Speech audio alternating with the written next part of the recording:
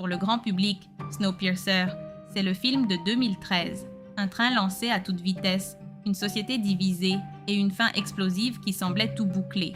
Mais l'adaptation cinématographique s'est contentée d'en reprendre le décor, en laissant de côté le véritable dénouement, car l'Odyssée originale ne se termine pas avec un ours polaire.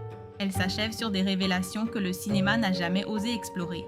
Aujourd'hui, on va parcourir les 3 bandes dessinées qui complètent la saga, le transperce-neige, l'arpenteur et la traversée. Voici la véritable fin de Snowpiercer. Dans un monde ravagé par un hiver éternel, l'humanité a trouvé refuge dans une machine colossale qui ne s'arrête jamais. Ce train, connu sous le nom de transperce-neige, compte plus de 1000 wagons et est devenu le dernier bastion de la civilisation telle que nous la connaissons. Il traverse un paysage blanc et désolé, parcourant sans relâche la planète. La vie à bord est régie par une hiérarchie stricte et impitoyable. Les privilégiés vivent à l'avant dans le luxe et le confort, tandis que les plus pauvres s'entassent dans les wagons de queue, plongés dans la misère et l'obscurité. L'histoire commence avec la capture d'un homme nommé Prolof, qui a tenté de rejoindre les wagons de tête depuis l'arrière du train en brisant la vitre d'un compartiment sanitaire. Un acte désespéré qui montre qu'il vaut mieux risquer d'être arrêté par les soldats que de continuer à vivre dans les wagons de queue. Comme prévu, les gardes l'arrêtent et l'interrogent.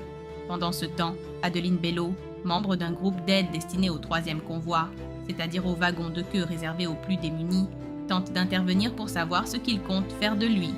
La tension est palpable dès le début. Les officiers craignent que Prolof ait apporté avec lui des microbes ou des maladies contagieuses depuis son ghetto, situé à l'extrémité du train. La vie dans les wagons de queue est un véritable témoignage de la souffrance humaine. Leurs habitants, appelés les queues de train, vivent entassés dans des wagons à bestiaux, mourant de faim et de froid, tandis qu'à l'avant du convoi, on organise des banquets et on profite de privilèges indécents. Prolof révèle que, dans la queue, certains seraient prêts à tuer leurs propres parents pour une heure de solitude, un luxe inimaginable dans une telle promiscuité. Adeline parvient à lui parler et lui promet de l'aider, mais les autorités militaires, dirigées par le lieutenant Zahim et le colonel Crimson, maintiennent un contrôle absolu, d'une main de fer. On évoque également un événement traumatisant du passé, appelé la ruée sauvage, un massacre au cours duquel les habitants de la queue ont tenté d'atteindre les wagons dorés avant d'être écrasés par les forces militaires. Ce souvenir entretient la peur et empêche toute contestation de l'ordre établi. L'espoir est une denrée rare et dangereuse dans un monde où survivre dépend de l'obéissance aux règles imposées par ceux d'en haut, et le terme « 3e convoi » désigne précisément la classe sociale située à l'arrière du train. Prolof et Adeline sont placés en quarantaine, et là, dans la solitude de leur isolement, un lien émotionnel et une certaine intimité commencent à naître entre eux. Ensuite, ils sont tous deux entièrement rasés, et Prolof est menotté au poignet. Ainsi, nos protagonistes entament un voyage périlleux vers l'avant du train, escortés par des soldats qui se méfient d'eux. Tout au long du trajet, ils traversent différentes sections du convoi, chacune avec sa fonction et son atmosphère oppressante. Ils passent par des wagons agricoles, où des légumes sont cultivés dans des conditions artificielles, puis par la boucherie, où l'on transforme de la viande synthétique pour nourrir la population. C'est là qu'ils découvrent le secret de la maman nourricière, une masse gigantesque de chair cuite dans un liquide spécial qui grandit sans cesse et sert de source inépuisable de nourriture. La vision est grotesque et montre jusqu'où l'humanité a dû aller pour survivre en déformant la nature. Les soldats qui les escortent révèlent eux aussi des signes de faiblesse et de corruption, en consommant des substances interdites comme le vapshit, un désinfectant utilisé comme drogue pour supporter la monotonie et l'horreur de leur existence.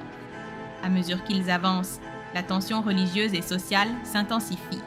Les passagers prient la sainte locomotive, qu'ils vénèrent comme une divinité qui leur apporte énergie et chaleur, alors qu'il s'agit en réalité d'une machine complexe qui nécessite un ingénieur humain pour fonctionner correctement. Les prêtres mobilisent les forces mentales des fidèles pour aider la machine, persuadés que si le train s'arrête, le froid mortel envahira les wagons et condamnera tout le monde à geler sous une chape de glace. Pourtant, des voix dissidentes commencent à émerger et à remettre ce dogme en question. Certains affirment que le train ralentit et vieillit, ce qui provoque une profonde angoisse parmi les passagers. Les rituels dédiés à la sainte locomotive, bien qu'ils soient présentés comme des actes de foi sincères, servent surtout à maintenir la population concentrée sur la survie du train plutôt que sur la remise en cause de l'ordre établi. Frolov observe tout cela avec lucidité, comprenant que la foi est une autre chaîne qui les maintient prisonniers d'un destin incertain. Finalement, Frolov et Adeline atteignent les plus hautes sphères du train, où ils sont reçus par le président DeWitt et le colonel Crimson. Là, après avoir interrogé Frolov sur les conditions de vie dans le ghetto de la Queue, le président explique qu'un plan a été élaboré: reloger tous les habitants de l'arrière dans les autres wagons. L'objectif est d'alléger la charge, car la locomotive perd progressivement de sa puissance. Le seul moyen de compenser cet affaiblissement serait de détacher les wagons de queue après avoir déplacé leurs occupants. Mais plus tard, Frolov découvre la vérité.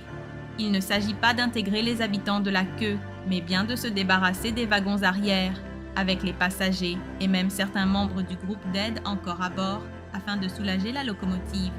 Adeline apprend la trahison et parvient à s'échapper pour diffuser un message radio dans tout le train, avertissant que les dirigeants ont menti et qu'ils projettent d'éliminer les habitants de la queue ainsi que ceux de seconde classe qui leur viennent en aide. Cela déclenche la panique et le chaos. Au même moment, une épidémie virulente se propage dans le train, provoquant des fièvres, une détresse respiratoire et des morts rapides. Craignant qu'il soit à l'origine de la contamination, les autorités tentent d'éliminer Frolov, mais il parvient à s'échapper avec Adeline. Les médecins sont dépassés face à la maladie et la peur de l'infection pousse à fermer les portes et isoler les wagons, aggravant encore les divisions entre les passagers. Au cœur du chaos, après avoir affronté plusieurs soldats, fait face au président DeWitt et lui a finalement laissé la vie sauve, ils sont sur le point d'atteindre la locomotive. Adeline, épuisée par cette fuite effrénée, s'effondre dans les derniers instants. Notre héros perd lui aussi connaissance et une mystérieuse silhouette l'entraîne jusqu'à la locomotive, le cœur sacré du train. À son réveil, l'homme lui explique qu'il n'a pas pu s'occuper de deux à la fois. Pour elle, il était déjà trop tard. Il se présente comme Alec Forrester. Il révèle qu'il est l'ingénieur qui veille sur la machine depuis des années. Gravement malade et proche de la mort, Forrester confie à Frolov que la locomotive, appelée Olga, fonctionne grâce à une technologie extraordinaire qui permet au train de ne jamais s'arrêter, mais qu'elle a besoin d'une présence humaine pour se sentir habitée et continuer à fonctionner correctement. Il explique aussi qu'il a tenu les autorités militaires à distance de la cabine afin de protéger la machine de leur avidité. Les instruments de bord indiquent que le train accélère. Frolov comprend alors. Les wagons de queue ont probablement été détachés, ce qui explique cette soudaine accélération. Mais l'ingénieur est à bout de force. Avant de mourir, il demande à Frolov de prendre la relève et de s'occuper d'Olga, car la survie des milliers de passagers dépend d'elle. Frolov accepte, même s'il ressent un profond détachement. La survie du train lui importe moins que l'injustice qu'il a vécue. Il reste seul dans la locomotive, hanté par l'absence d'Adeline. L'action se déplace désormais à bord du transpersonnage numéro 2, aussi appelé RPN, un train sophistiqué lancé sans fin à travers un monde hostile. La société y est divisée entre le nord et le sud du centre, une séparation plus politique que sociale, contrairement au premier train. Quiche Valles est un APA d'or, chargé de sortir dans le froid extrême lors des phases de freinage pour effectuer la maintenance. Il porte en lui un souvenir douloureux. Ses parents sont morts lors du tout premier freinage, un événement traumatisant qui a marqué sa vie à jamais. Le conseil, dirigé par Kennel, entretient la peur d'une collision frontale avec le transpersonnage numéro 1 afin de garder le contrôle sur la population. Les passagers sont maintenus dans une forme d'illusion grâce à des voyages virtuels régulièrement tirés au sort, une distraction cruelle face à la pénurie réelle de nourriture et à la rudesse de cet hiver éternel. Lors d'un exercice de freinage, Puig manipule son équipement de communication et désactive sa caméra pour observer l'extérieur sans être surveillé. Une action strictement interdite, car les apéadors doivent être surveillés en permanence lorsqu'ils sortent, protégés par leur combinaison thermique.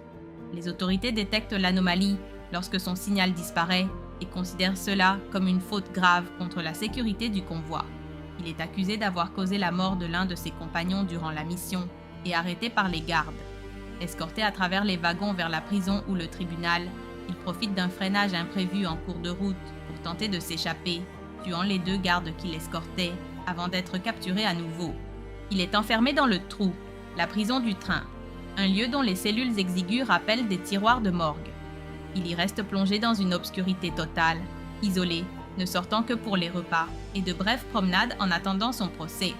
Pendant ce temps, Val Kennel, la fille du conseiller, est une artiste qui crée les images virtuelles utilisées pour les voyages simulés proposés aux passagers, et elle a accès à des informations privilégiées. Intriguée par Puig, elle cherche à comprendre sa rébellion. Son projet est de concevoir une nouvelle expérience virtuelle qui montre le véritable monde extérieur. Elle lui rend visite en prison et lui expose son plan, devenant ainsi sa première alliée au sein de ce système oppressif. Après son arrestation, le conseil décide d'exploiter les compétences de Puig pour une mission spéciale plutôt que de l'exécuter. On lui propose de piloter une petite navette pour explorer l'extérieur, notamment pour vérifier l'existence d'un pont encore praticable afin de poursuivre la route. Le pont est endommagé. Il lance alors une alerte urgente, ordonnant un freinage immédiat. Son avertissement sauve le train et tous ses occupants. Val l'aide depuis l'intérieur pour garantir son retour. Au cours de ce vol, Puig vit une révélation bouleversante. En s'élevant au-dessus des glaces, il aperçoit le soleil réel pour la première fois. Il comprend alors qu'ils ne sont pas à bord d'un vaisseau spatial dérivant dans le vide, comme certains passagers le pensaient sous l'influence de rumeurs, mais bien sur une terre gelée. Il revient en héros, mais avec le poids d'un lourd secret. De retour à l'intérieur, Puig est nommé membre du Conseil et citoyen d'honneur.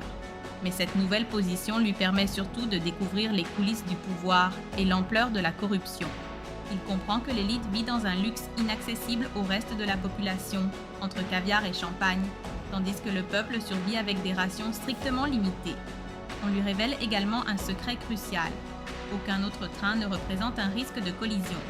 Lors du tout premier exercice de freinage, les deux trains ont en réalité été fusionnés et tous les apéadors ayant participé à l'opération ont été sacrifiés, sauf un, désormais chargé de veiller sur la locomotive, comme le faisait autrefois Proloff. Le voyage du train se poursuit sans destination précise, jusqu'à ce qu'une violente secousse ébranle soudain toute la structure. Une explosion brutale expose 3 wagons au froid glacial, et leurs occupants meurent instantanément, gelés sur place. Les dirigeants ordonnent une mission d'évaluation des dégâts, confiée à une équipe d'apéadors dont Puig Vallès fait partie. Pendant ce temps, dans la locomotive, le révérend et le général élaborent en secret un plan sinistre. Ils chargent certains apéadors d'éliminer Puig au cours de la mission afin de se débarrasser d'un rival politique. Sur les lieux, l'équipe d'intervention évalue les dommages, consciente du danger extrême. À l'intérieur de la locomotive, on presse le mécanicien de détacher les wagons arrière à partir de la zone endommagée pour éviter un déraillement. Il est menacé de mort s'il refuse. Finalement, il cède et exécute cette manœuvre brutale. Pendant l'opération, Puig est considéré comme perdu, supposé mort de froid. Val est profondément bouleversé par sa disparition, tandis que ceux qui ont ordonné son assassinat savourent leur victoire en silence. L'humanité se retrouve réduite à 1/3 de sa population initiale, et le chaos s'installe au sommet du pouvoir. Mais contre toute attente, Puig Vallès survit et parvient à regagner le train, stupéfiant tous ceux qui le croyaient mort. Il retrouve le révérend et le général, tentant de contrôler les troupes à coups de peur et de dogmes religieux archaïques. Puig comprend qu'il n'y a plus de place pour la diplomatie face à un tel fanatisme et agit sans hésiter. Il neutralise ceux qui ont voulu sa mort et les fait enfermer dans le trou, afin d'éviter toute nouvelle tentative de sabotage interne. Le conseil se réunit ensuite autour d'une révélation qui change tout. Une mystérieuse transmission a été captée depuis l'autre côté de ce qui était autrefois l'océan. Il s'agit de musique, faible mais en constante variation, ce qui laisse penser qu'une entité consciente en est à l'origine. Pour les membres du conseil, c'est la preuve qu'il existe peut-être une forme de vie ailleurs, et donc un espoir. Ils décident de se rendre à la source du signal. Puig s'interroge. Comment traverser un océan gelé? Le conseil lui dévoile alors un secret jalousement gardé. La locomotive et les 25 premiers wagons sont équipés de chenilles spéciales, pouvant être activées pour quitter les rails en cas d'urgence. Cette technologie cachée permettrait de progresser directement sur la glace. Mais le prix à payer est terrible. Les wagons de queue, dépourvus de ce système, devront être abandonnés. La décision impose de concentrer toute la population à l'avant, dans des conditions extrêmes, pour espérer survivre au voyage. Puig se voit confier la tâche la plus difficile, annoncer cette vérité insupportable à une population déjà brisée par tant d'épreuves. Le train reprend sa progression sur la glace grâce au système de chenilles activé par les apéadors. Cette transformation lui donne l'apparence d'un immense serpent mécanique qui rampe sur l'océan gelé. La traversée est extrêmement rude, avec des températures atteignant -87 degrés et des ressources presque épuisées. La tension divise les passagers. Certains préfèrent faire demi-tour vers une vie qu'ils connaissent, même si cela signifie une mort certaine. Le voyage fracture la population et le mécontentement grandit, et plusieurs remettent en cause la décision de Puig de traverser l'océan. Pendant ce temps, le révérend et le général parviennent à s'échapper du trou et, avec quelques soldats, organisent un coup d'État pour renverser le conseil de Puig, reprendre le contrôle du train et revenir sur les rails. Les rebelles établissent un poste de commandement à l'arrière du train et refusent toute communication avec Puig pour négocier. Quesnel se rend à l'arrière sous un drapeau blanc pour tenter une médiation. Il s'assoit pour discuter, mais dès qu'il apprend que le révérend prévoit une attaque contre la locomotive par le toit, il tente de prévenir Puig, mais est abattu sur le champ. Les 2 rebelles envoyés en mission sont ensuite éliminés, et le groupe insurgé est réduit puis capturé.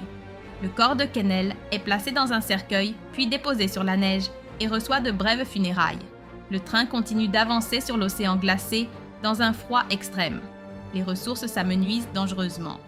L'eau potable vient à manquer, et les survivants doivent dessaler et stériliser l'eau de mer pour pouvoir la boire. Le recensement final révèle un chiffre alarmant.